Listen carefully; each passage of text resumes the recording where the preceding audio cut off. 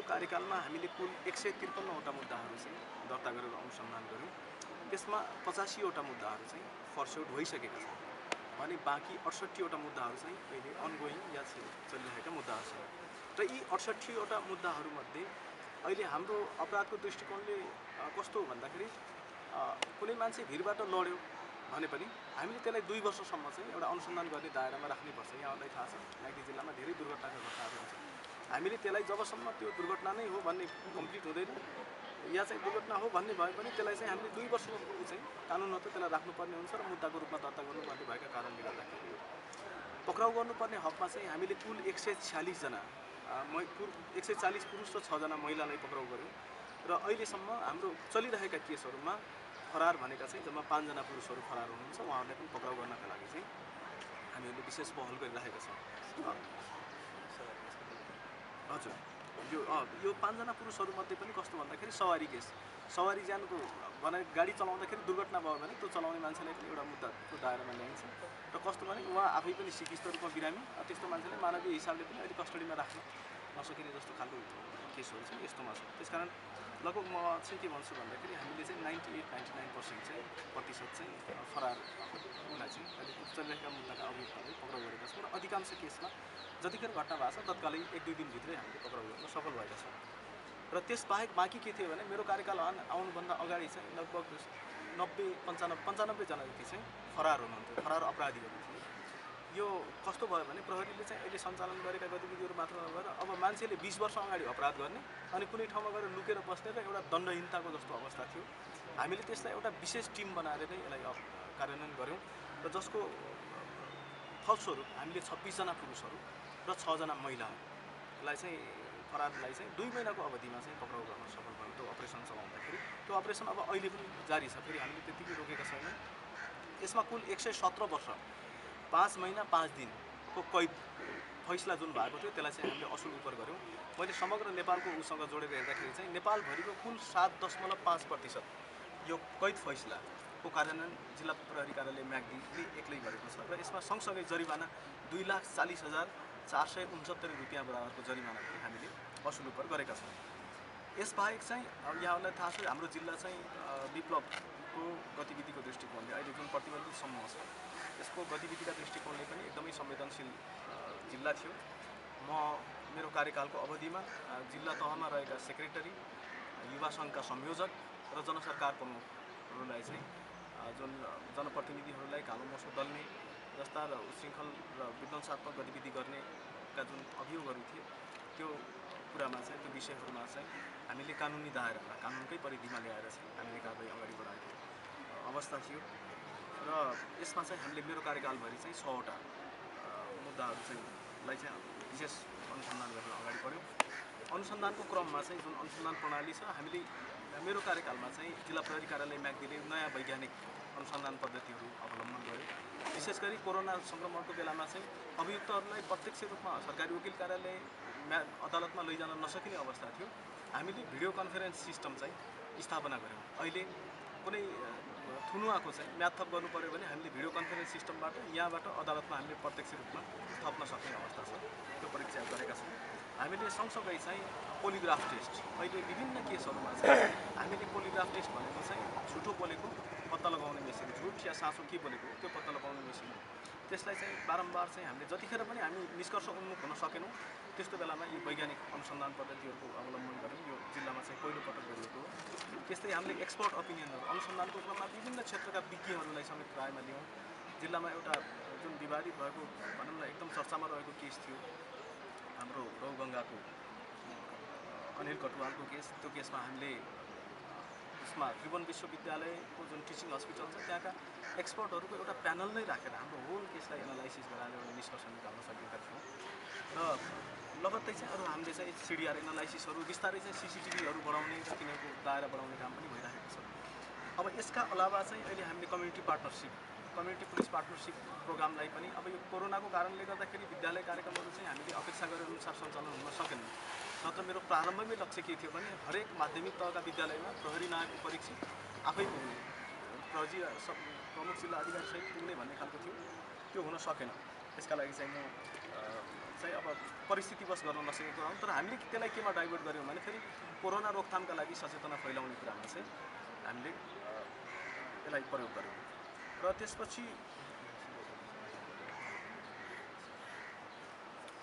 त्यसपछिको हकमा चाहिँ हामीले खास गरी यो सचेतना अभियान अन्तर्गत चाहिँ 2076-77 मेरो कार्यकालभरि चाहिँ प्रहरीसँग एक दिन भन्ने कार्यक्रम चाहिँ 15 पटक युज गर्यो। हामीले बालबालिकाहरूलाई प्रहरी कार्यालयहरूमा बोलाएर प्रहरीले यसरी काम गर्छ है। आम प्रहरीकोमा आउँदाखेरि सामान्य बालबालिकाले पनि उजुरी गर्न सिकुन्, आफूलाई लागेका शिकायतहरू 100मा कल गर्न सिकुन्, सामाजिक सञ्जालमा उनीहरूले राख्न सकुन् भनेर चाहिँ उनीहरूलाई चाहिँ प्रहरीले दिने सेवाहरू, प्रहरीका व्यवहारहरूको बारेमा, नियम कानुनहरूको बारेमा चाहिँ हामीले ओरिएन्टेसन दिएका थियौँ। यसै गर्दै हामीले चाहिँ आधारभूत सुरक्षा, सडक सुरक्षा, लागु औषध र विपद व्यवस्थापनमा 210वटा कार्यक्रमहरू सञ्चालन गऱ्यौँ। कोभिड-19 र टोटल कुल चाहिँ 345वटा चाहिँ सचेतनामूलक कार्यक्रमहरू चाहिँ हामीले यो बेलामा चाहिँ सञ्चालन गऱ्यौँ। यो सामुदायिक गतिविधि अन्तर्गत चाहिँ हाम्रो सामुदायिक गस्ती भन्ने एउटा विशेष कार्यक्रम सञ्चालन थियो।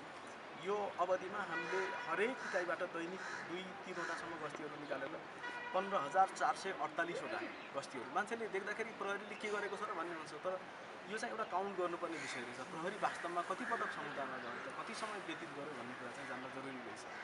म जिल्ला प्रहरी कार्यालय र मातहतका सम्पूर्ण इकाइहरू, यो जिपर्काको मात्र होइन, मातहतका सम्पूर्ण इकाइहरू मिलेर टोटल चाहिँ यति पटक चाहिँ गस्ती मोटरसाइकलबाट, गाडीबाट र चाहिँ पैदल रूपमा चाहिँ यति गस्तीहरू गरिरहेको अवस्था थियो। अब त्यसपछिको चाहिँ दुईवटा प्रमुख मुद्दाहरूमा म यहाँहरूको ध्यान आकर्षण गराउन चाहन्छु। दैविक प्रकोपको हिसाबले चाहिँ यो वर्ष हाम्रो लागि अलिकति दुर्भाग्यपूर्ण रह्यो। म्याग्दी जिल्लाले विशेष गरी असार 25 गते एकैजना 29 जनाको ज्यान जाने गरी एकै ठाउँमा एउटै क्षेत्रमा भनौँ, एउटा पकेटमा जाने गरी जुन खालको चाहिँ क्षति भयो, त्यो बेलामा चाहिँ डिजास्टर म्यानेजमेन्ट असाध्यै जोखिमपूर्ण थियो। हामी नडाटी भन्नुपर्दा कुनै लोकेसनमा चाहिँ प्रहरी पुग्न सक्यो, फेरि विपदको एउटा लोकेसन भएन, मल्टिपल लोकेसन। मेरो विचारमा त्यतिखेर मालिका गाउँपालिका र धौलागिरी गाउँपालिकामा मात्र प्रहरीले गएर एकदमै गम्भीर रूपमा हेर्न पर्ने 8देखि 10वटा लोकेसनहरू थिए। दिममै 3-4वटा लोकेसनहरू थिए जहाँ चाहिँ ठुलो सङ्ख्यामा प्रहरी, ठुलो सङ्ख्यामा आर्मीहरूको आवश्यकता पर्थ्यो। त्यस्तो अवस्थामा अब कतिपय ठाउँहरूमा त जान सक्ने, अब गयो सुरक्षा निकाय जान्छ, माथिबाट ढुङ्गा झरेको छ, तलबाट चाहिँ पहिरो झरेको छ, त्यस्तो अवस्था थियो बाटोको। यहाँहरूले पनि देख्नुभयो, बाटो लगभग 90 डिग्रीमा, दिमा जाने बाटो त 90 डिग्रीमा खसेको अवस्था थियो। भनेको न समाउने ठाउँ छ, न अगाडि बढ्ने ठाउँ छ। त्यस्तो कठिन परिस्थितिमा पनि हामीहरू चाहिँ सम्बन्धित ठाउँमा खट्यौँ। सुरक्षा समन्वयात्मक रूपमा चाहिँ हामीहरू परिचालन गऱ्यौँ। र यसको एउटा सफलताको इन्डिकेटर चाहिँ म के मान्छु भन्दाखेरि, जुन बेला डिजास्टर भयो, त्यो डिजास्टरको फर्स्ट थ्रस्ट भन्छौँ नि, पहिलो झप्कामा जतिले ज्यान गुमाउनु भयो, त्यसपछिको हकमा चाहिँ एकजना पनि व्यक्तिले, एकजना घाइतेले पनि, अब कसैले पनि मैले उद्धार पाइनँ भन्ने अवस्था पनि रहेन। र उद्धार गरेको कुनै पनि व्यक्ति या औषधि उपचार नपाएर या चाहिँ स्थानान्तरण नपाएर, सेल्टर नपाएर, कसैले पनि उद्धारको अभावमा मैले ज्यान गुमाउनु पर्यो भन्ने काहीँ पनि भएन। त्यसपछि ज्यान गुमेको हुन्थ्यो, किन विपद हामीले रोक्न सक्ने कुरा भएन। विपदले आफूले जे ड्यामेज गर्नु पर्थ्यो त्यो पहिलो झप्कामा गर्यो। तर त्यस पश्चातको अवस्थामा राज्य संयन्त्रले समुदाय समेतको सहयोग लियो। फेरि हाम्रो एकल प्रयासबाट यो भएको हुँदै हो। इभन मैले पत्रकार मित्रहरूलाई देखाएको थिएँ, प्रहरी पनि जान नसक्ने जस्तो ठाउँहरूमा चाहिँ यहाँहरू आफै तपाईँहरू चाहिँ डटेर पुग्नु भएको थियो। यो यहाँहरूसँगको समन्वयमा चाहिँ एउटा पनि ज्यान गुमेन। हेर्नुहोस् त, त्यो दुर्घटना भयो, तर दुर्घटना पछिको अरू दुर्घटना चाहिँ हामीले दिएनौँ, जोखिम न्यूनीकरण गऱ्यौँ। र लगभग 4000 जति व्यक्तिहरू चाहिँ हामीले स्थानान्तरण गऱ्यौँ। प्रहरीले चौकीबाट गएर जिल्लाभरिको हकमा हेर्ने भने करिब 4000 जना जति व्यक्तिहरूलाई चाहिँ विपदको जोखिमबाट चाहिँ सुरक्षित स्थानहरूमा चाहिँ स्थानान्तरण गरेको अवस्था थियो। अब त्यसपछि समग्रमा मेरो कार्यकालको अधिकांश समय चाहिँ कोरोनाको रोकथाममै व्यतीत भयो। यहाँहरूलाई पनि जानकारी छ। एक प्रकारले भन्ने हो भने सम्पूर्ण विश्व नै कोरोनामय भएको अवस्था थियो। सबैको ध्यान चाहिँ अहिले कुनै पनि देशमा त मिलिट्री पनि फुल स्केलमै परिचालन भएको अवस्था हो। हाम्रो देशमा भने चाहिँ पार्सियल्ली चाहिँ गरेको अवस्था थियो। म यहाँहरूलाई गर्वका साथ के कुरा सेयर गर्न चाहन्छु भने, हामीले एक प्रकारले भन्दाखेरि चाहिँ म्याग्दी मोडलको सिर्जना गर्यौँ। कोरोना रोकथाम गर्नको लागि चाहिँ सम्पूर्ण देशहरू चाहिँ हरेक एजेन्सीहरू चाहिँ केही न केही प्रयोग गरिरहने। जस्तो उपचारको हिसाबले चाहिँ सबै देशहरूले भ्याक्सिन बनाउने र त्यसलाई प्रयोग गर्न थाले। अनि कोरोनाको रोकथाम गर्ने दृष्टिकोणमा पनि ठ्याक्कै यही फर्मुला हो। यो कोरोना यो कारणले रोकिन्छ भन्ने कसैसँग पनि केही फर्मुला थिएन। राज्यका आफ्नो संयन्त्रहरू थिए, तर हामी के कुरामा चाहिँ निश्चित थियौँ भन्दाखेरि, जबसम्म यो महामारी समस्यालाई दिएको छ, खास गरी सबभन्दा पहिले म यहाँहरूलाई सम्पूर्ण पत्रकारजीहरूलाई चाहिँ हजुरहरूले मेरो कार्यकाल अवधिभर जुन तरिकाले परिघटनाहरूलाई या चाहिँ अपराधका सम्बन्धमा चाहिँ जुन तरिकाले चाहिँ एउटा जागृत गरिदिनुभयो, जुन खालको तरिकाले सूचना प्रवाह गरिदिनुभयो, सूचना सङ्कलन गरिदिनुभयो, हामीलाई चाहिँ के लाग्यो भन्दाखेरि प्रहरी र जुन एउटा वर्दीको प्रहरी र बिना वर्दीको प्रहरीको बिचमा पनि अझै त्यो बिना वर्दीको प्रहरीभन्दा माथिल्लो लेभलको सक्रियता चाहिँ जिल्लाको पत्रकार प्राप्त भयो। मैले यहाँहरूका चाहिँ सूचनाहरू म दैनिक रूपमै फलो गर्थेँ, लगभग प्रायः बिहान र बेलुकातिर चाहिँ म यहाँहरूका चाहिँ सबै मिडियाहरू, इभन मैले हजुरहरूका फेसबुकहरूले पनि, किनभने हजुरहरूका चाहिँ सबै माध्यमहरूबाट आइरहेका हुन्थे, हजुरहरूका चाहिँ छापाबाट, हजुरहरूका अनलाइन माध्यमहरूबाट, हजुरले सामान्य रूपमा जस्तो कतिपय कुरा छाप्न नमिल्ने कुरा तर यो उठाउनुपर्छ भन्ने विषयहरू हजुरले व्यक्तिगत रूपमा पनि उठाउनुहुन्थ्यो र ती कुराहरूलाई चाहिँ मैले एकदमै गम्भीरताका साथ लिएर मैले आफूले चाहिँ समाधानका प्रयत्न गरेको थिएँ र ती सूचनाहरू, ती जानकारीहरू र इभन हाम्रो कान निमट्टेका जस्तो प्रहरीबाट पनि गल्ती भएको छ, हामी प्रहरी फेरि गल्ती रहित मान्छे नै पनि भयौँ, जस्तो कतिपय अवस्थामा प्रहरीका व्यवहारका कुराहरू उठे, त्यसमा ट्राफिकका व्यवहारका कुरा पनि उठे, त्यो प्रसङ्गमा पनि कसरी गल्तीको यी कुराहरूलाई कसरी फेरि गल्ती भयो भन्ने मात्र पनि भएन, यी कुरालाई कसरी समाधान गर्न सकिन्छ भन्ने पनि सँगसँगै पाटो आयो। मलाई खुसी चाहिँ त्यतिखेर लाग्यो जस्तो त्यो गल्तीलाई त्यो कान समात्ने हिसाबले मात्र होइन कि प्रहरीमा यस्तो खालको गल्ती भयो र सँगसँगै उहाँहरूबाट ओपिनियन पनि कस्तो आयो भन्दाखेरि अब यसलाई कसरी सुधार्न सकिन्छ त, कसरी यसलाई चाहिँ अझै बेटर बनाउनु भन्ने। सायद हजुरहरूले रेज नगरिदिएको भए ती इस्युहरू म कहाँ आउने थिएन र म के कुराको भ्रममा हुन्थेँ भनेखेरि हामी कहाँ सबै रामराज्य नै छ भन्ने खालको भ्रममा हुन्थेँ, त्यो भ्रममा म रहन पाइन्थेँ र ती कुराहरूमा समयमा हस्तक्षेप गर्ने, त्यसकारण ए भन्ने व्यक्तिबाट त्यो विकृति बीमा भन्ने सर्न पाएँ। त्यसकारण जुन तरिकाको चाहिँ सचेतना हामीलाई फैलाउने, जुन तरिकाको सूचनाको प्रवाह गर्ने, समाजमा भएका विकृति विसङ्गतिलाई उठाएर यहाँहरूले एउटा मद्दत गर्नुभयो, म यसका लागि यहाँ सबैलाई चाहिँ हार्दिक आभार व्यक्त गर्न चाहन्छु। अब यो कार्यकालमा धेरै लामो चाहिँ भन्दैन, केही मुख्य हाइलाइटहरू चाहिँ म राज्यसँग मिलेर आफ्नो सहभागिता या योगदान जनाउँदैन तबसम्म यो सम्भव छैन भन्ने महसुस गरेर हामीले तत्कालै चैत 11 लगत्तै चाहिँ हामीले सिपिजी भन्ने एउटा कन्सेप्ट ल्यायौँ। जिल्ला प्रहरी कार्यालय नागदीले कम्युनिटी कोभिड-19 प्रिभेन्सन ग्रुप सिपिजी भन्ने एउटा कन्सेप्ट ल्यायो। त्यो कन्सेप्टलाई प्रारम्भिक चरणमा रौगङ्गा गाउँपालिका हुँदै हामीले समग्र जिल्लामा 225 जना भोलिन्टियरहरू एकसाथ परिचालन भएको अवस्था थियो। यहाँहरूले पनि देख्नुभएको थियो, हाम्रा नाकामा गौडामा चाहिँ स्वयंसेवक र प्रहरीहरू, सुरक्षा निकायहरू समन्वयात्मक ढङ्गले गरेर परिचालन हुनुभयो, जसका कारणले गर्दाखेरि छिमेकी जिल्लामा प्रारम्भिक चरणमै कोरोना आउँदाखेरि पनि हाम्रोमा एकदमै लेट आवरमा जुन बेला चाहिँ ग्रेभहरू फैलिसकेका थिए, जुन चाहिँ समाज ओपन भइसकेको, त्यसपछि मात्र हाम्रोमा चाहिँ समुदाय स्तरमा आएको हो। र यो सिपिजी भन्ने जुन कन्सेप्ट थियो पछि नेपाल सरकारले नै यसलाई ओन गर्यो र एउटा गुड प्र्याक्टिसको रूपमा, एउटा बेस्ट प्र्याक्टिसको रूपमा चाहिँ यसलाई देशव्यापी रूपमा कार्यान्वयन गर्नको लागि एउटा मार्गदर्शनको रूपमा चाहिँ यसलाई पारित गरेको अवस्था थियो। सिपिजीसँग सँगसँगै चाहिँ हामीले एउटा कन्ट्याक्ट ट्रेसिङ प्रोसिजर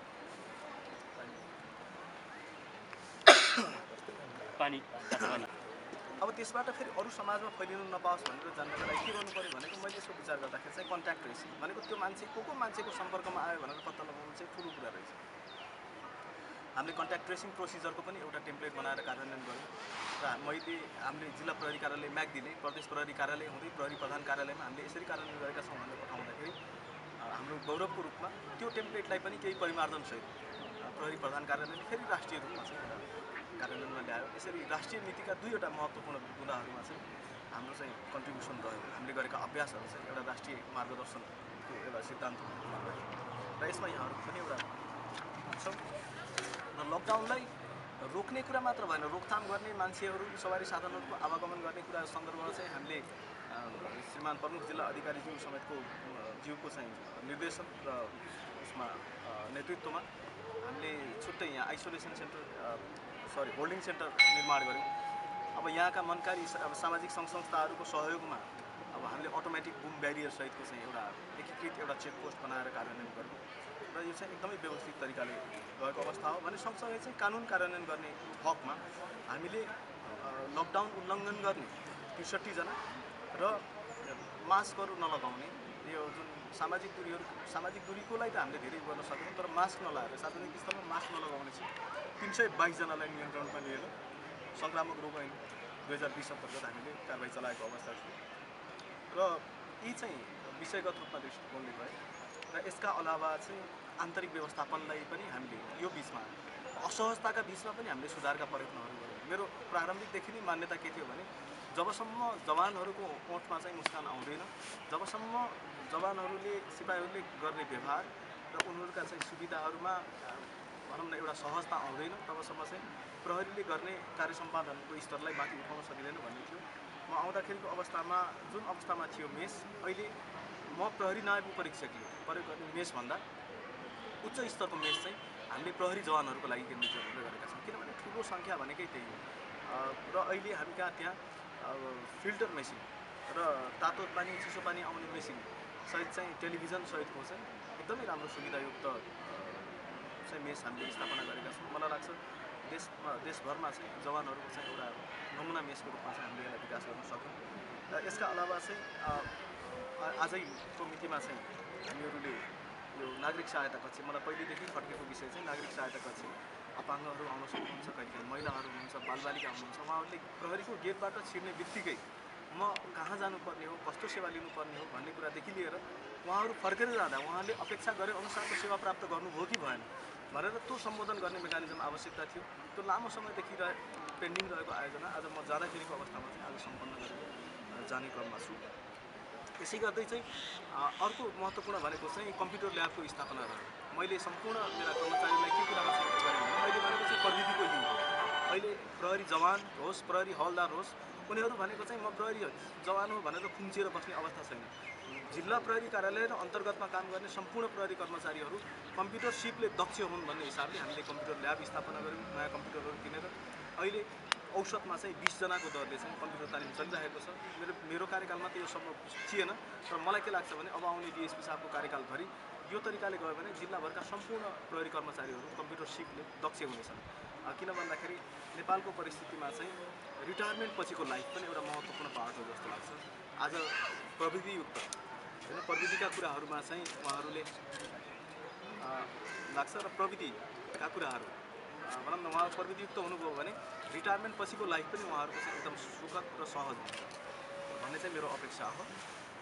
त्यसबाहेक हामीले जग्गा अहिले निर्माणको लागि चाहिँ प्रदेश सरकारको लागतमा अहिले महुवा फाँटको निर्माण चाहिँ द्रुत गतिमा गएको यहाँहरूलाई जानकारी छँदैछ।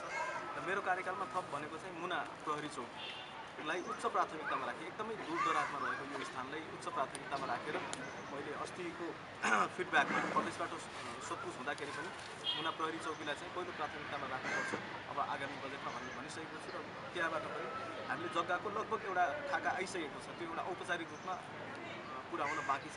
करिब 5 रोपनी जग्गा चाहिँ 4 देखि 5 रोपनी जग्गा प्रहरी चौकी हुनको लागि आउँछ। र सायद मेरो आशा के छ भने अब आगामी वर्षदेखि चाहिँ त्यो चौकीले बजेट प्राप्त गरी निर्माण कार्यहरू चाहिँ अगाडि जान्छ भन्ने चाहिँ मेरो अपेक्षा छ। र मेरो कार्यकालमा भएका मुख्य मुद्दाहरू चाहिँ यही नै हो। अब सामान्य विषयहरू मलाई सेयर गरिराख्नुपर्छ जस्तो लाग्छ। नागरिक समाज, पत्रकारहरू, महिला वर्गहरू, दलित, उत्पीडित यी सम्पूर्ण अवयवहरू समाजमा जति पनि छन्, यी सम्पूर्ण अवयवहरू चाहिँ सुरक्षा व्यवस्थापनका पाटोहरू हुन्। मैले यहाँहरूकै अघि योगदानको पनि चर्चा गरेँ। पत्रकार मित्रहरूबाट जुन खालको चाहिँ एउटा सपोर्टिभ आयो त्यो पनि एउटा सुरक्षा व्यवस्थापनको पाटो छ। ठाउँ ठाउँमा भएका समाजहरू नराटी भन्दाखेरि भनौँ न कतिपय ठाउँमा मेरो जानकारीमा नभएका ऊहरू पनि थिए। खास गरी यो दोहनका कुराहरू, प्राकृतिक स्रोतको दोहनका कुराहरू पछिल्लो अवस्थामा हेर्नुभयो भने हामीले इभन त्यो ढुङ्गाहरू बिना अनुमति कसैले त्यो ढुङ्गा कटान गरेर ल्याएको छ भने हामीले त्यसको पक्राउलाई पनि अगाडि बढाएका छौँ। यसरी समग्रमा अब म आफूले मूल्याङ्कन गर्ने भन्दा पनि मैले आफूले गर्ने हाइलाइट कुराहरू गरेका मुख्य मुद्दाहरू यहाँ समक्ष राखेँ। र म फेरि पनि के दोहोऱ्याउँछु भन्दाखेरि यहाँको परिवेश एकदमै भिन्न रहेछ। मैले जिल्लाको परिप्रेक्ष्यमा हेर्दा पत्रकारितालाई मैले आफूले मूल्याङ्कन गर्नुपर्दाखेरि चाहिँ स्वतन्त्र पत्रकारिता र चाहिँ एउटा अलि निष्पक्ष पत्रकारिता चाहिँ तुलनात्मक रूपमा अरू जिल्लाहरूको भन्दा चाहिँ यहाँ धेरै स्तरीय रहेको पाएँ। र पत्रकार मित्रहरूबाट जुन खालको चाहिँ एउटा सहयोग र सौहार्दता रह्यो त्यसका लागि चाहिँ हामी एकदमै धेरै आभारी छौँ। यहाँहरूले प्रहरीलाई यही तरिकाले नै सचेत गराइरहनु होला, यही तरिकाले नै सजग गराइरहनु होला भन्ने चाहिँ मलाई लाग्छ। त्यो अपेक्षा पनि छ। र यसपछि यहाँहरूबाट थप केही छ अतिरिक्त भने चाहिँ एउटा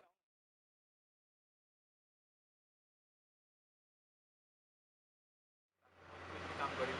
बरु मैले उहाँहरू सबैलाई यहाँका प्रमुख दलहरूलाई चाहिँ यही बोलाएर जिल्ला प्रहरी कार्यालयमै बोलाएर कतिपय द्वन्द्व व्यवस्थापन गर्ने कुरोमा म एउटा रोचक प्रसङ्ग यहाँहरूलाई सेयर गर्छु। रोगुगङ्गामा जुन खालको एउटा परिस्थिति थियो यहाँ सबैलाई जानकारी छ। एक प्रकारले राजनैतिक प्रतिद्वन्दिता चाहिँ अपराधको स्तरमा आउन लागिसकेको अवस्था थियो। दुईवटा राजनैतिक दलको प्रतिद्वन्दिता, तर व्यक्तिको रूपमा चाहिँ एउटाले अर्कोलाई आक्षेप लगाउने र अपराध कमिट गर्ने एउटा स्पाइरलको रूपमा डेभलप भइरहेको थियो। त्यो अवस्थामा हामीले जिल्लाका जिम्मेवार नेतृत्व, अध्यक्ष, प्रमुखज्यूहरू लगायतका जिम्मेवार नेतृत्वहरूलाई यहाँ राखेर उहाँहरूबाट चाहिँ द्वन्द्व समाधानका लागि चाहिँ प्रयत्नहरू पनि गरौँ र द्वन्द्व समाधान पनि गरौँ। र मैले त्यतिखेर पनि भनेको थिएँ, म तपाईँहरू पनि सुरक्षा व्यवस्थापनको एउटा महत्त्वपूर्ण पाठ हो, तर राजनैतिक दलले आफू जिम्मेवार रूपमा प्रस्तुत हुनुपर्छ, तर अपराधलाई कुनै पनि हालतमा क्षम्य गर्न सकिँदैन। र म यहाँहरूलाई जानकारी गराउँछु, मेरो कार्यकालमा अहिले यहाँका प्रमुख राजनीतिक दलका तीनवटै राजनीतिक दल चाहिँ प्रमुख एउटा महत्त्वपूर्ण ओहदामा रहेका व्यक्तिहरूलाई ल्याएर हामीले कानुनी कारबाही गर्यौँ। र त्यतिखेर पनि बरु अब कस्तो पनि अवस्था रह्यो भने त्यसपछि त एउटा प्याटर्न बस्दो रहेछ। उहाँहरूले चाहिँ सहजीकरण गर्नुभयो। कतिपय अवस्थामा प्रहरीले इस्यु रेज गर्ने बित्तिकै उहाँहरूले नै पार्टीबाट आफ्नो चाहिँ सङ्गठनबाट चाहिँ त्यो जिम्मेवारीबाट हटाएको अवस्था थियो। म राजनीतिक दलको नाम दिइनँ, यहाँहरूलाई त्यो विगत हेर्नुभयो भने यहाँलाई थाहा हुन्छ। तर त्यसको मतलब के हो भन्दाखेरि हामीले कसैलाई पनि अपराधलाई राजनीतिभन्दा छुट्टै दृष्टिकोणले हेर्यौँ। राजनीति छुट्टै विषय हो, अपराध छुट्टै विषय हो। त्यो दुईटालाई सँगसँगै राखेर हामीले कहिले पनि हेरेनौँ। अब जब अपराध गर्छ त्यो मान्छे राजनीतिज्ञ हुनै सक्दैन। हामी त्यो हाम्रो लागि भनेको त्यो अपराधी मात्र हो। हामीले त्यो दृष्टिकोणले हेऱ्यौँ। र मेरो विचारमा फेरि जिल्लाबाट राजनीतिक नेतृत्वले पनि हामीलाई त्यही अनुसारको कोअपरेसन गर्नुभयो। ल है, यो कुरामा चाहिँ हामी कम्प्रोमाइज गर्न सक्दैनौँ, यो कुरामा चाहिँ यस्तो हुँदैन, यसमा चाहिँ सपोर्ट गर्नुपर्छ भन्ने नै गयो। र तुलनात्मक रूपमा म समग्र एउटा जोड्दाखेरि म्याग्दी जिल्लाको विशेषता के रह्यो भन्दाखेरि जिल्ला चाहिँ एकदमै सहनशील र सुसंस्कृत जिल्ला छ भन्ने मलाई लाग्छ। त्यसको मतलब अरू जिल्लाहरू त्यस्तो छैनन् भन्ने चाहिँ होइन, तर यहाँ जुन खालको परोपकारको भावना छ, जुन खालको चाहिँ एउटा समाजसेवाको भावना छ, मान्छेहरूलाई त्यो अनावश्यक कामहरू गर्ने फुर्सद पनि छैन होला जस्तो लाग्छ होइन। त्यो जुन खालको उटपटाङ कुराहरू हामीले गर्छौँ, जुन खालको चाहिँ एउटा प्रवृत्ति छ मान्छेलाई चाहिँ गर्ने विकासतिर डोराउने, त्यस्तो खालको प्रवृत्ति छैन।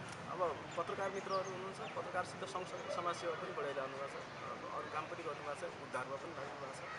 बजारमा व्यवसाय गरेका प्रशस्त मान्छेहरू हुनुहुन्छ, विदेशमा रहेका मान्छेहरू। मैले यो अनुभव स्थान पाएँ, अरू ठाउँको तुलनामा म्याग्दी जिल्लामा विदेशमा भनौँ न खाडी मुलुकहरूमा बसेका, अस्ट्रेलिया अमेरिकामा बसेका मान्छेहरूले यहाँको व्यक्तिका उपचारहरूका लागि, यहाँको विपद व्यवस्थापनको लागि, अहिले पुनर्स्थापनाको लागि हेर्नुहोस् लगभग 130 कि कति घर, लगभग 130 बराबर जति घरहरू चाहिँ विदेशबाट कमिटमेन्ट आएको छ। यो घर चाहिँ हामी बनाउँछौँ भने होइन। र उहाँहरूले, मैले अस्ति एकजना सदस्य भेटेको थिएँ, उहाँहरूले टोली बनाएर खटाइसक्नु पनि भएको रहेछ। भनेको राज्यको जिम्मेवारीमा एउटा साझेदारी गर्ने, जुन पार्टनरसिप गर्ने र यो समस्या हाम्रो समस्या हो पनि भनेर अपनत्व लिने जुन खालको संस्कार पायो, त्यो चाहिँ एकदम अनुपम छ। यो अरू कुनै पनि जिल्लामा यो स्तरमा छ जस्तो मलाई लाग्दैन। त्यसका लागि म यहाँहरू सबैप्रति फेरि हार्दिक आभार प्रकट गर्दछु। यति भन्दै म